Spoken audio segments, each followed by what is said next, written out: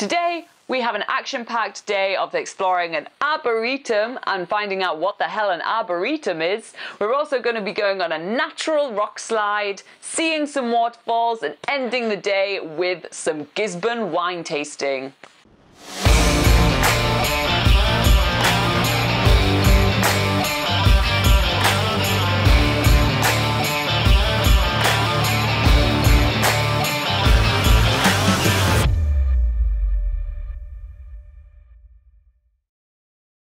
Previously on day 271 part 1 we went to the Eastwood Hill Arboretum, which is nearby Gisborne and one of the largest collection of Northern Hemisphere trees in the Southern Hemisphere. If you guys don't want to miss anything from New Zealand's biggest gap year, make sure to subscribe. There's a big red button below this video so you don't skip a bit. Next up, Rere Falls. No, Rere Rockslide.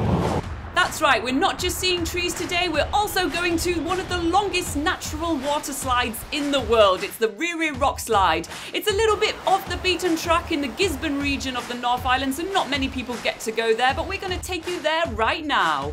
It really doesn't take much time at all for Laura and I to put our togs on and jump in the water. It's probably one of the happiest places in New Zealand in my opinion. Everybody's giggling and laughing. It's so much fun. The whole length of the Rere Rockslide is over 60 meters, making it for the drift of a lifetime. I mean, seriously, look at Laura sliding her way through the water right now. It's so much fun. Everybody's kind of running their way back up because you just can't get enough of those Rere Rockslides. So you may be asking, how do you get a bodyboard or something to ride on for the Rere Rockslide? So there's a few solutions. A lot of time people will leave some old bodyboards on the side of the falls, so you're more than welcome to just pick it up from the bushes. You can also grab yourself an air mattress like some other people today have done. You can get one of those from a store called The Warehouse in New Zealand. They run around $15 and they're definitely worth destroying for an awesome afternoon on the slides. The Rere Rockslide is a super fun place to be, and we're mingling with a huge mix of people between the Kiwi kids and there's a bunch of German backpackers here as well. We're all racing each other down the water slide, making our way to the huge plunge pool at the bottom, which admittedly is super cold, but we're just moving so much that we don't really get a chance to feel it. After doing about 20 slides down the Rere Rockslide, we decided it's a good time to call it a day and give our bodyboard back to the guys from Gisborne Tours who kindly lent it to us. Also, we know there's an awesome waterfall just around the corner. On the way back to the Rere Rockslide, we decided to stop at the Rere Falls. Look how majestic that is. It's so perfect! The Rere Falls, not to be confused with the Rere Rockslide that we just come from, is about 2 kilometers away from the Rere Rockslide. It's a really cool area with a massive picnic area, so if you guys are making your way toward the Rere Rockslide or the Eastwood Hill Arboretum, it's a great place to stop for the picnic. There is heaps to do and to watch right here. There is a ton of wildlife, a lot of ducks, a lot of native birds, and on top of that, it's beautiful. So we're heading back to Gisborne now? Yeah. We're going for some wine tasting, right? Let's do it!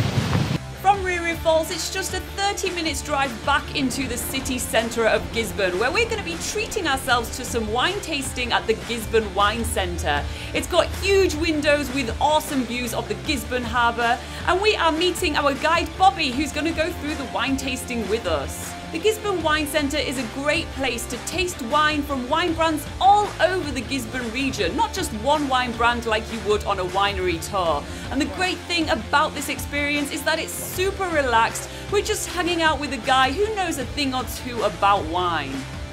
Bobby is taking us through some tasting of Gisborne's most famous wines produced here. For instance, we're tasting Chardonnay, Gewürztraminer, Pinot Gris, Merlot and Malbec. And we're really learning more about our own tasting palates for wine, which we don't usually get to do on winery tours, which is really awesome. Very nice. The Gisborne region is a really good region for making wine in New Zealand, and for really good reason in fact. It has really high and hot sunshine hours, it has a fertile clay loam soil, and that makes it the perfect environment to grow a lot of different type of wine, not just one kind.